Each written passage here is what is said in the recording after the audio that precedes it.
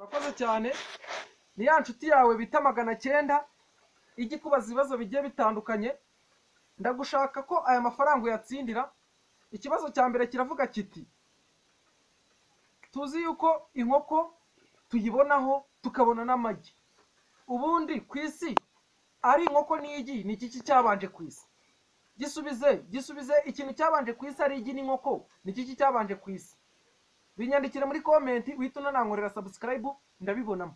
Aya mafaranga murayatsindira n'ayandi. Dukomeze, reka twikomereze tuvuge kubijyanye na Yesu Kristo. Yesu Kristo ni umwana w'Imana, tuzi ko yitangiye isi.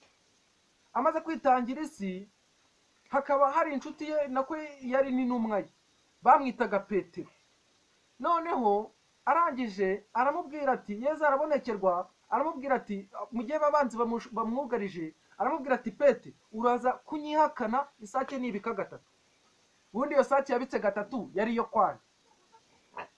Tsindira aya mafaranga yatsindire, isake yabitse gatatu yari iyo kwande. Aya mafaranga niyo yatsindira yatwara na yawe. Iyo sake yabitse gatatu niyo kwande. Nsubiza.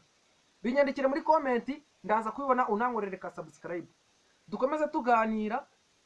Ubwo nukuvuga ngo twikomereze role yacu, nukuvuga ngo hari igihe ujya mu bintu byo gutereta, ariko gutereta bizamo no kwitanga.